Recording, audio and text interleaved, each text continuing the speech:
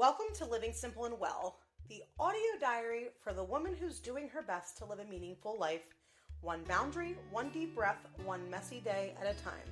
Hosted by a girl just getting by. This podcast is your safe space for raw conversations, real life lessons, and tiny shifts that make a big impact. From navigating complicated relationships and motherhood meltdowns to curating a soft, slow morning routine and showing up for your dreams, we're talking about it all. Vulnerably, honestly, without the pressure to have it all figured out. Here, it's not about hustle culture or perfection.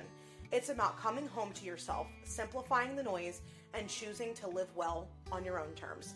So pour your coffee, take a walk, or hide in your closet for some peace and quiet. You're safe here. Hey friends, welcome back to Living Simple and Well. As always, I am so happy that you're here. And if you are new here, I'm Allison. I'm a mom, a wellness advocate, and the face and voice behind Living Simple and Well. Around here, we talk about what it really looks like to create a life that feels good, not perfect, especially as a recovering perfectionist who is still very much a work in progress. From motherhood and mindset to wellness routines and self-worth, it's all about finding peace in the process over here and showing up for yourself with more intention and grace, friend. Honestly, life has felt like a solid mix of cozy, chaotic, and clarifying lately. I think I said Thanksgiving was next week in last week's episode, and sure enough, it's actually this week. This is what I get for trying to batch record episodes as a one-woman show. So Thanksgiving is in a few days from when this episode is coming out, and the day this episode comes out will actually be my birthday. I am 21. Again. No, really, I am turning 37, and it feels like that number is older than I feel most days. Then I consider my own mother, who will kill me when I announce on this platform that she is 70. But seriously, she acts and operates like she is 37. So there's that, friends. May I age as gracefully as my own mother. Okay, we have officially decorated for Christmas over here. In full transparency, we did this as soon as we came back from Disney, the first week of November. And had we not been heading into Disney or to Disney right around November 1st, we are those people. We are that family. We cannot wait to decorate for Christmas around here. I just absolutely love the nostalgia that Christmas decor brings and the coziness with the warm twinkly lights. It's also on another level once you have kids because their joy is positively contagious as well. Season 1 of the podcast is coming to a close in just a few short episodes, which will take us right to the new year. Don't worry, only a very short break before season 2, babes. I found myself really wanting to dig into all or nothing thinking in wellness. I have been on a wellness journey for years. I feel like I have been on a wellness journey for most of my adulthood. I did share in a previous episode how I differentiate a weight loss journey versus a wellness journey and how I established and found true wellness this year. But I really want to dig into that all or nothing thinking in the wellness industry or when you're on a wellness journey. Like, you know that feeling when you don't eat perfectly, if you skip a workout or if you miss your morning ritual, it suddenly feels like you've absolutely failed. Yeah, I've been there. And it's such an exhausting headspace to live in. You're mentally beating yourself up and feeling like you need to start back at square one all over again, when in reality, you've just got to give yourself some grace. I want to share some stories today, some perspective shifts, and a few practical ways to find more balance, grace, and flexibility in how you care for yourself. So let me get super real here. I used to have a very rigid idea of wellness. Certain foods were good, certain foods were bad, workouts were mandatory, and if I missed a step, well, the day or even sometimes the entire week was ruined. Don't even get me started on weekends or social events. It's like somehow they didn't even exist in the grand scheme of things. I remember this one weekend particularly when I had a slice of cake at a birthday party. Cake, party, common, right? But I instantly felt like I had failed for the entire day. Like eating a slice of cake, a very small slice that I didn't even finish, at 2 p.m. messed up my entire day. And because it was a Saturday, like, hey, we'll pick back up on Monday, right? I skipped my workout out of guilt and literally spent the rest of the evening berating myself in my head. Exhausting, right? It's almost like having that piece of cake meant anything else I did well would be for nothing. While it didn't happen overnight, eventually I did come to the realization that this all or nothing approach was not sustainable. And let me tell you, it was years of this that I would be on a really great path. I would be talking to myself well. I would be treating my body well, and then I would spiral. So this isn't something that you're going to take away today and be able to apply immediately. These are habits and shifts that you're going to be able to make over time that are going to put you in a place where you feel truly well. And friends, I am still a work in progress here. I share from a perspective of someone being a work in progress whenever I share on this podcast. It was making wellness feel like a punishment rather than a practice of love and care for me. That's when I started exploring a different approach. Flexible wellness, self-compassion, and the theory progress over perfection, which I know we've all heard used in so many different ways, especially when it comes to marketing and weight loss. Let me tell you, this was not easy at first. And to this day, the guilt still creeps in sometimes. But slowly, I have started to enjoy food, enjoy movement, and self-care again without those constant mental gymnastics. So why is this mindset so common? Well, honestly, it's black and white. You're either perfect or you failed. There is no gray space. There's no in between. It also shows up in all areas of wellness.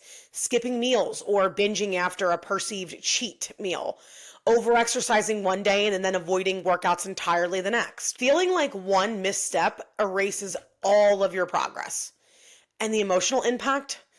Guilt, shame, frustration, and the inevitable burnout. All or nothing thinking is actually counterproductive to the very wellness it's supposed to support. It's exhausting and honestly demoralizing, and it keeps us stuck in a cycle of self-criticism.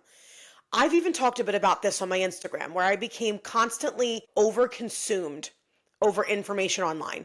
And I had enlisted the help of different professionals in their respective fields, where eventually the protocols were overlapping and working against each other. And it actually began hurting me more than helping me. This wasn't because any one person or protocol wasn't the right fit for me, but rather that I became so stressed over wanting to try everything that it led me to stalling any progress I was hoping to make on my journey. So I want to talk about what actually helps. I want to give you some of the tools that I use and still practice every single day to embrace this balance. I want you to think about wellness as consistency, joy, and sustainability, not perfection. Focus on habits that support your energy and your health, not a strict checklist. Do I love a list of wellness things that make me feel good? Yes. Do I incorporate some of those into my beautifully curated, time-blocked, color-coded Google Calendar because I'm just a girl, okay? Yes, but they are for me to relish in that routine, not a checkbox. Trust me, I have worked hard to redefine what productivity actually means to me, especially when it comes to my wellness journey. You need to be flexible and even intuitive when it comes to your nutrition. It's all about forward momentum and celebrating the progress. I want you to be flexible and even intuitive when it comes to your nutrition.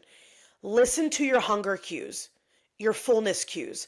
Allow yourself indulgences without the guilt. Start planning your meals with more intention, not rigid rules. Like if you're having pizza on Friday night, it doesn't cancel out any healthy choices that you make for the rest of the week. Balance, especially in nutrition, in my own experience, is the key to truly enjoying your wellness journey. Find movement that feels good to you. If you're like me and movement was totally foreign to you when you began your wellness journey, I want you to start by prioritizing movement that you actually enjoy. Think about movements like walking, dancing, stretching, strength training, whatever makes your body feel alive. And for the love of God, let go of punishment-based workouts, please. I am not saying you can't break a sweat, but working out shouldn't feel like you're working off anything. Mindset is another key factor for me on a wellness journey. Journaling to track wins and reflect on lessons instead of mistakes. Writing and saying daily affirmation. Think along the lines of wellness is progress, not perfection. You're going to hear that a few times today because it's really, really, really key. Please focus on setting realistic small goals. I cannot tell you how much breaking larger goals into achievable steps and celebrating micro wins has helped me. Do I have an extraordinary amount of weight I want to lose? Yes. Am I focusing on being almost halfway there? Sure. But I have a sticky note wall in my wellness room for every 5 pounds. Why? Because I want to cheer myself on regularly and truly enjoy this journey without feeling overwhelmed by the end goal. I need you to let go of comparison, babe. If you didn't listen to last week's episode, it's a good one if you struggle with this. I did too. Still sometimes do. You need to stop measuring your journey against social media or other people's wellness routines and start focusing on your personal path, pace, and preferences. It makes all the difference for success rates when you love your routine and rhythms and you're not trying to fit into someone else's mold. Trust me, as someone who has been there and done that. Okay, I want to pause for a second and just check in together. Where in your life are you feeling that tug of all or nothing thinking? Maybe it's around food, movement, or even how you talk to yourself. I want you to think of one tiny shift you could make this week that feels a little more freeing. Maybe it's giving yourself permission to rest, adding more play to your movement, or releasing the need to start over every Monday. And just imagine, how would it feel to approach your wellness with flexibility and self-compassion instead of perfection? I know this isn't an easy thing to do. I struggled with it for years, and I still find myself battling it sometimes. But when I tell you the freedom that comes from releasing the concept of perfection on a wellness journey, it makes all the difference, friend. So you can journal your thoughts, you can speak them out loud on a walk, or simply sit with them quietly. However you reflect, just remember, it's the small, consistent choices that create the biggest, most lasting changes. I want to share a couple small wins from my own journey lately. I have been loving choosing movement that actually lights me up, like a dance class, a long walk, or stretching while listening to a podcast. Instead of forcing myself through a rigid workout, I started a note in my phone with some of my favorite movement linked and why I love them, which is so helpful to reference. If I'm having a day where my body feels really tense, my anxiety might be flaring, I have a workout I love that boosts my mood and leaves me feeling looser. Like literally part of it is shaking it all out. This has made all the difference in finding joy in movement for me, which is something that didn't and doesn't come naturally. I also started taking a few minutes each day to journal what went well instead of replaying what didn't. I used to brain dump my day and felt like I was broken or something because it was actually making me feel worse, like more tense when I was done. It wasn't until I actually brought this up to my therapist and we realized that I was focusing on the negative. I found myself begging for what I was desiring to have and not being grateful for what I did already achieve, accomplish, or have, and totally skipping over any joyful moments 90% of the time when I was writing. When I shifted my perspective mentally, it naturally shifted how I wrote about my days and led to a lighter, more content feeling when I was finished writing. These little moments have added up to a whole lot more peace and joy in my wellness routine. It's not about doing it perfectly.